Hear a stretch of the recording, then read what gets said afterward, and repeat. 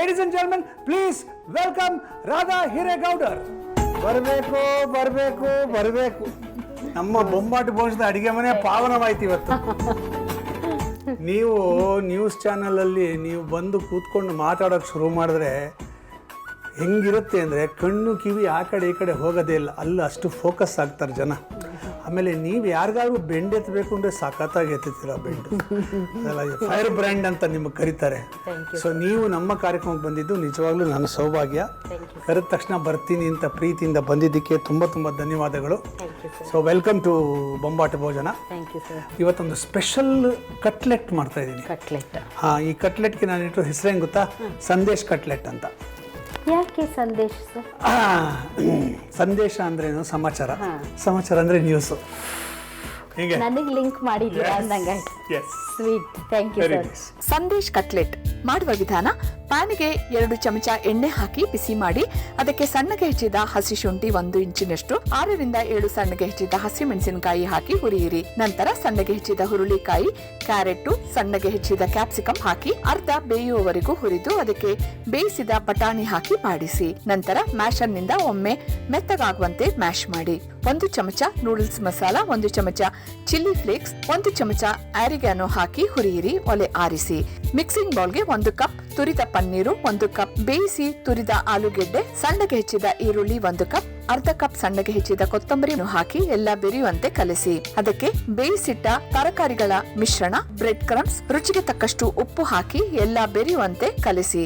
2 ಚಮಚ corn flour ಹಾಕಿ mix ಮಾಡಿ ಚಪಾತಿ ಹಿಟ್ಟಿನ ಹದಕ್ಕೆ ಕಲಸಿ ಇಡಿ. ಸಣ್ಣ ಮಿಕ್ಸಿಂಗ್ ಬೌಲ್ಗೆ ಕಾರ್ನ್ ಫ್ಲೋರ್, ಮೈದಾ ಹಿಟ್ಟು ಹಾಕಿ ಸ್ವಲ್ಪ ನೀರು ಸೇರಿಸಿ ಗಂಟಿಲ್ಲದಂತೆ ಚೆನ್ನಾಗಿ ಮಿಕ್ಸ್ ಮಾಡಿ ಒಂದು ಸ್ಲರಿ ತಯಾರಿಸಿಕೊಳ್ಳಿ.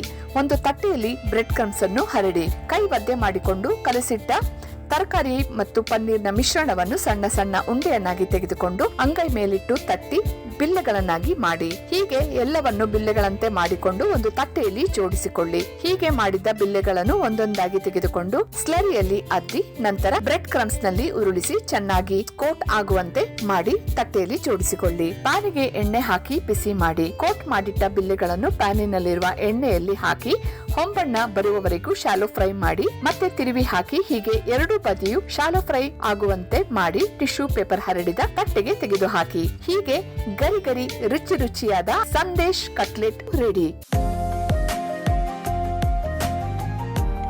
ನೀವಿನ್ನು ಹೊಟ್ಟೆ ಎಲ್ಲ ಆಗ್ಲೇ ನನ್ನ ಬಾಯಲ್ಲಿ ನೀರು ಉರ್ತಾ ಇದೆ ಸರ್. ನೋಡಿ, ಇವತ್ತಿನ ಸ್ಪೆಷಲ್ ಸಂದೇಶ್ ಕಟ್ಲೆಟ್ ತಿಂದುಬಿಟ್ಟು ಚೆನ್ನಾಗಿದೆ ಚೆನ್ನಾಗಿಲ್ಲರೆ ಚೆನ್ನಾಗಿಲ್ಲ ಅಂತ.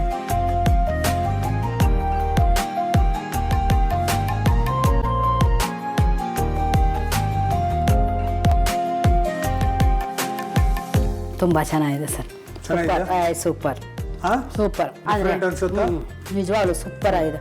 ಮಸ್ತ್ ಆಗಿದೆ ರೀ ಸರ್, ಸಖತ್ತಾಗಿದೆ.